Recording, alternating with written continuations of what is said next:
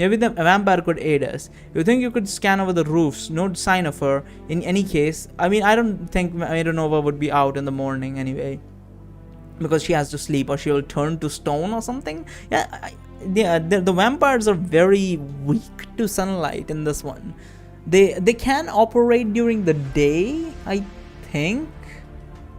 No, they can't actually. As far as I can remember, we were under the ground and we decided to open a sarcophagus and lay in it because we could not, in the first game by the way, we could not be awake in the morning. Yeah, I don't think it's the sunlight. It's just that when the morning comes, you have to sleep. I think that's the thing.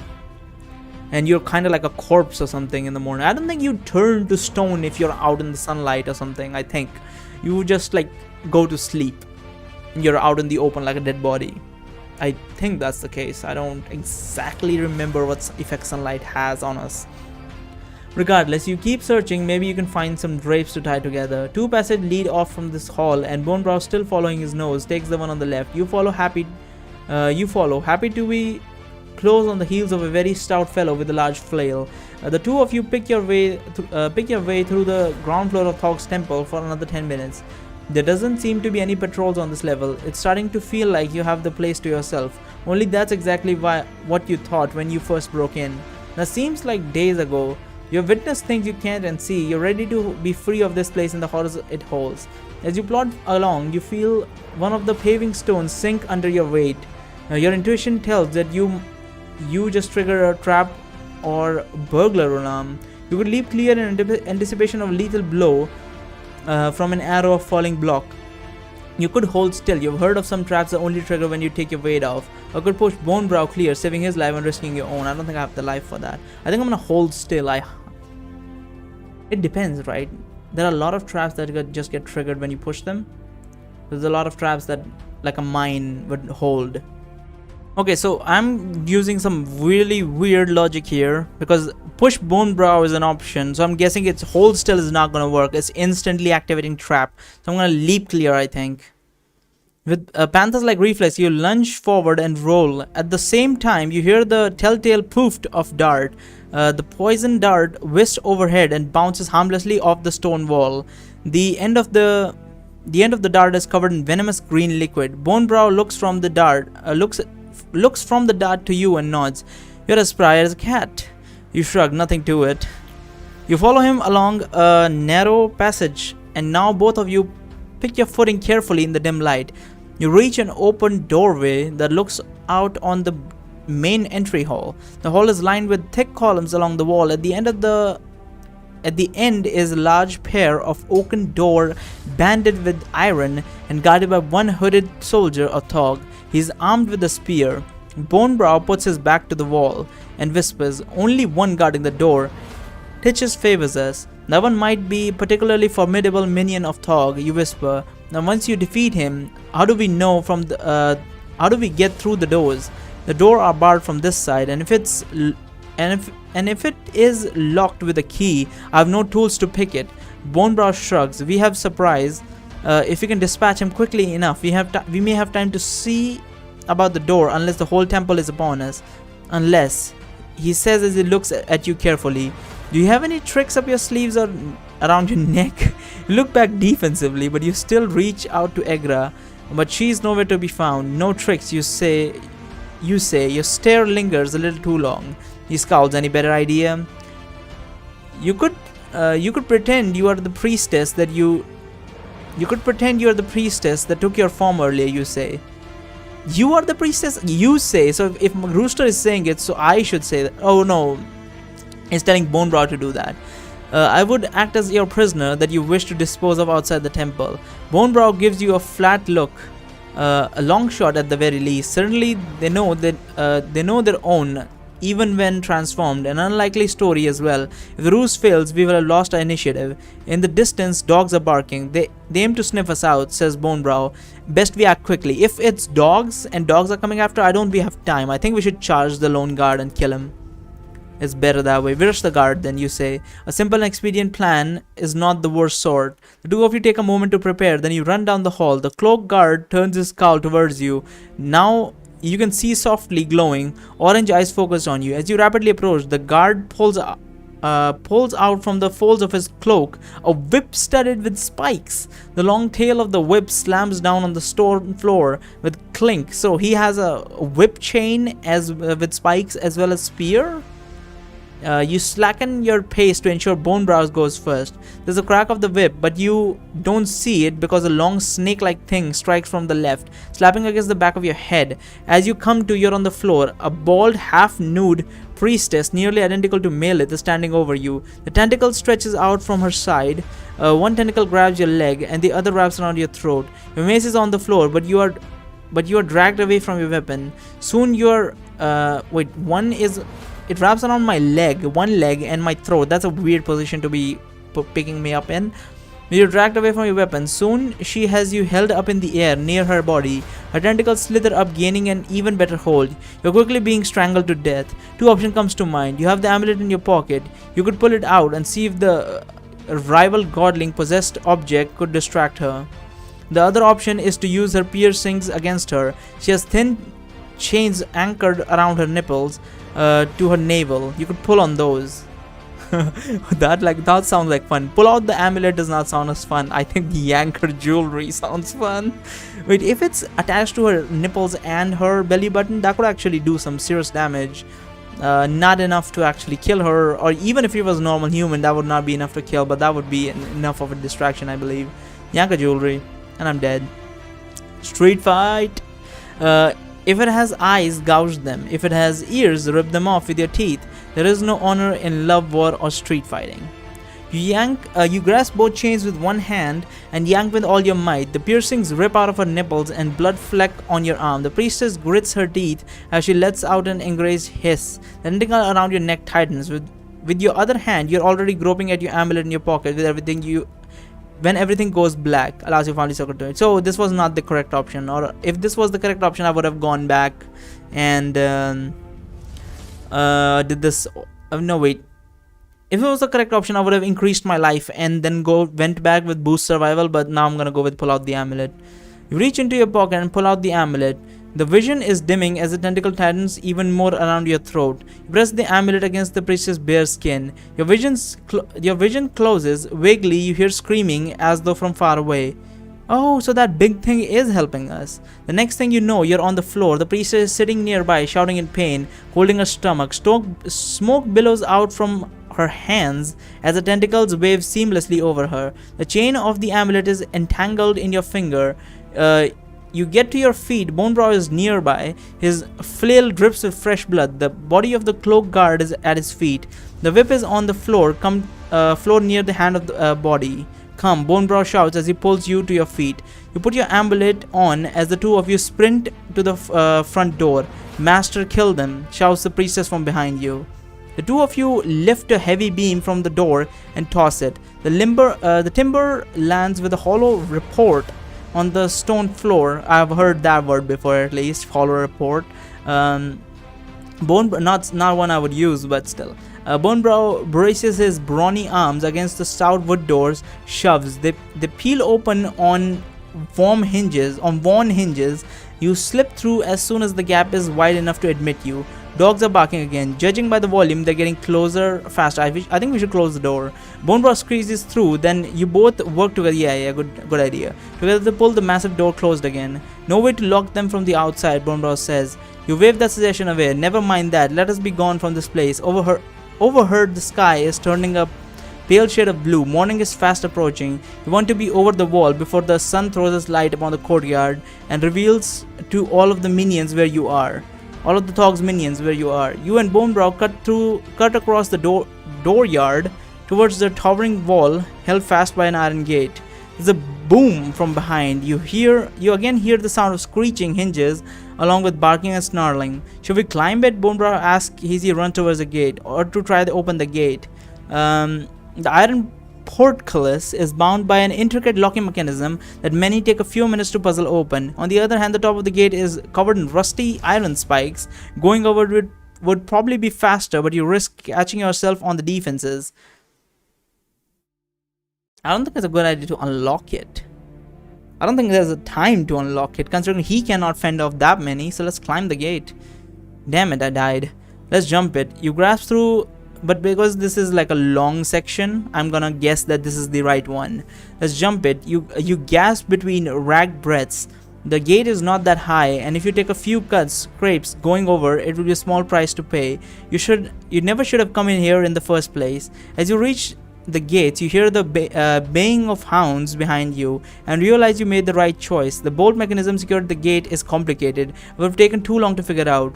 A quick glance over your shoulder reveals a trio of hellhounds bounding across the... what is that? What are the trio of hounds that guards the Cerberus, right? Three-headed bitch. A quick glance over your shoulders reveals a trio of hellhounds bounding across the courtyard. Ropes of saliva dangle from their open maws. Rows of yellow teeth flash timidly in the morning light. Your heart tries to leap up over the gate before your body has a chance to catch up. You spring at the gate with your arms outstretched. Your feet hit the iron crossbars and you scramble for purchase. A vicious ichor covers the rusty metal, making it nearly impossible to grip. You start to slide down. The rabid beasts are closing the distance fast. Bonebrow grabs the seat of your pants and shoves. You feel yourself boosted up and you grab the top of the gate.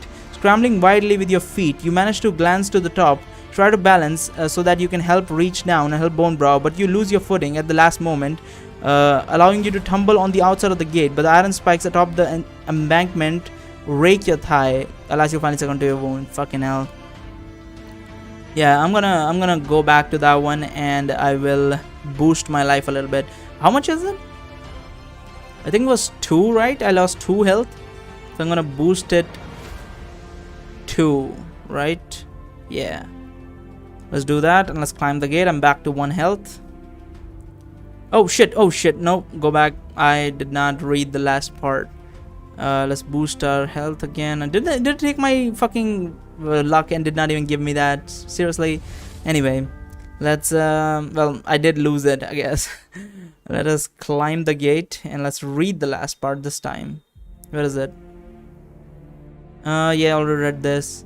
You land with a bone-jarring thump on the hard-packed earth outside the gate. Your vision scrambles for a moment.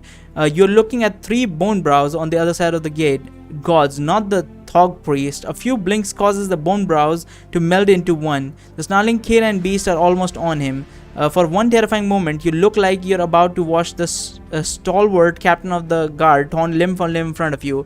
Bonebrow, however, is taller and stronger. He turns and throws the club and smashes one of the beast in its snout, and causing the dog to flip over onto his back. Then Bonebrow turns and leaps. He catches the top of the gate and pulls himself up. In another moment, he lands on the earth next to you. The two of you lope away from the temple of Thog into the first cross street before you stop to catch your breath. Despite his size and wounds, despite the fact that he is caked in dried blood, Bonebrow is not nearly as winded as you.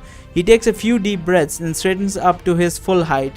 Meanwhile, you're still bent over, hands on your knees, sucking air. He claps you on the shoulder. The force of the blow threatens to topple you over. You fought well. You as well. You clap him on the shoulder using all your strength. It's like slapping a wall. If he felt the blow, he did not register it. I told you to not go into the temple, says Egra in your mind. I would tell you that you are lucky to be alive, but truly you should thank my father for intervening as he did. Do not expect such generosity in the future. Even my father never one for rules, does not like to interfere with the dealings of other gods. A strange feeling of mixed relief and dread fills you upon hearing the godling's voice. You have come out of hiding. Will you abandon me again when danger is near? You say in your mind. If the source of that danger is another god, likely I will, says Egra. For your own good, Thog would have found you quickly if I did not bury myself deeper. Found you quickly, right. Yeah, he would have detected her. That would not have ended well for you. Do not pretend that you hid to protect me. Protect yourself. You did the same thing in the Temple of Aletheia, you say. Bonebrow is staring at his chest, not realizing it until now. You're grasping the amulet. You let go and allow your hand to fall to your side. You gulp. I was just thinking that had better be off. I'm late for an appointment. That adventure has thrown off my night. Bonebrow nods and begins walking. I'm afraid you will not make your appointment. Rather, we shall go to the barracks and gather my men. Yes, and tear the temple to the ground. Logical step. However, I caution you that those thug worshippers will expect you, you say. And what is this we you speak of? Certainly you know that I am not one of your warriors. You put up your hand, open hand. As you can see, I am unarmed and otherwise not provisioned for soldiering. Doppelganger wears my face and speaks with my voice, says Bonebrow. You're the only one who knows this. I may need your help. I can only pray to the gods that the pretender has not seized control of the garrison already. You scratch the back of your head. Your mouth turns up in an awkward grin. About that, I was more than willing to help you escape from the temple, but I feel I've done my good deed for the day. I'll have to take my leave. I wish you well and hope you find the imposter before she causes you any trouble.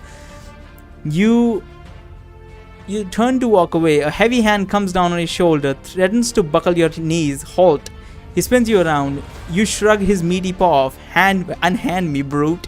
I saved your life back there, Bonebrow points out. I saved yours, you counter. This is pointless, you tell him. I'm sorry for your troubles, you tell him, but I am beaten, cut, and exhausted. I need a healer. In absence of that, a mug of ale, and to fall asleep in a bed without fleas, and my chest nestled into the bosom of a good woman. Well said, champion, says Egra.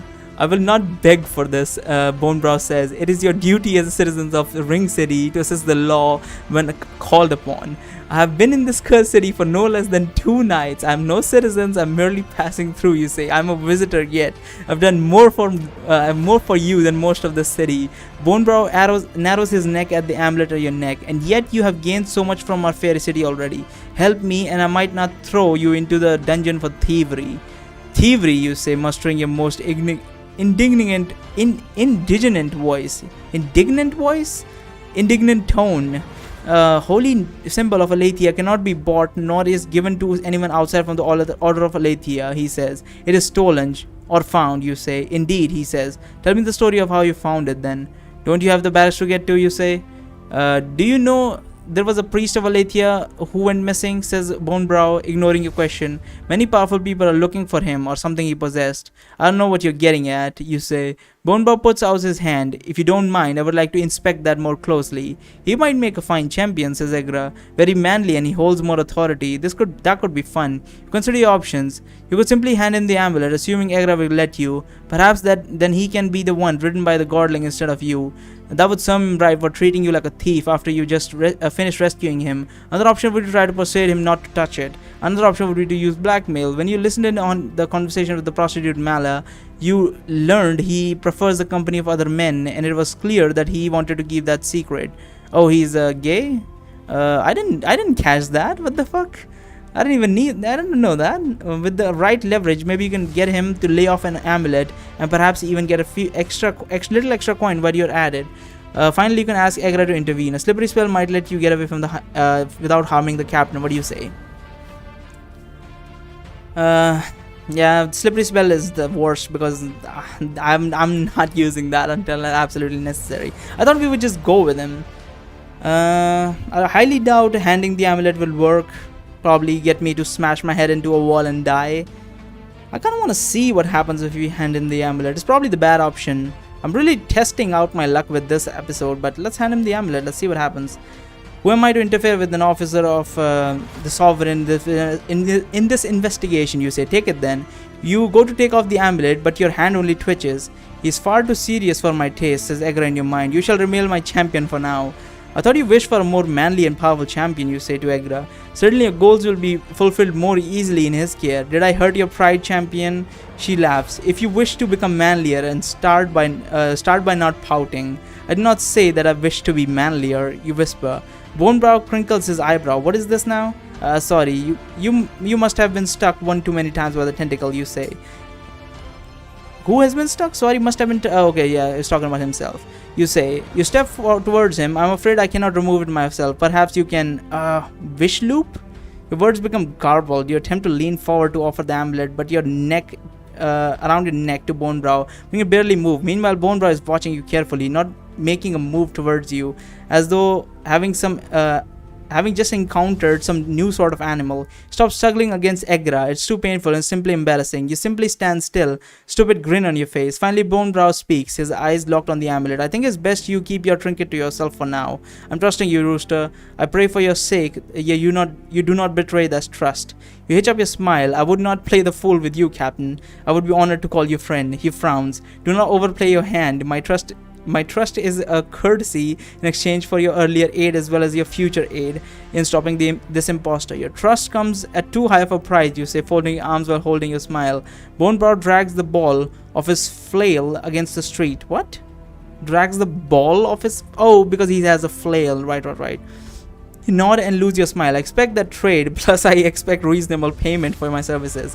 Bonebrow nods. Very well, and since we are adding to the condition of a bargain, you will tell me what befell the priest of Aletheia, who has carried that holy symbol. I'm bound by honor to learn his fate and mete out justice if needed. I will summarize by saying that there is no mortal to blame, you say. I will tell you the tale later, but for now let's find that imposter.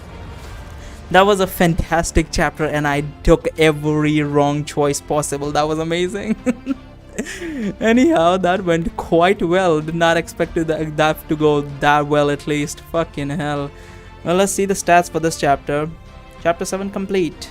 I expected as much. I expected lower, actually. I got rogue. Well, let's start the chapter, restart the chapter, and let's get to the... What is it called? Fucking hell, what is it called? Let's go for the best choices of this chapter. Fucking hell.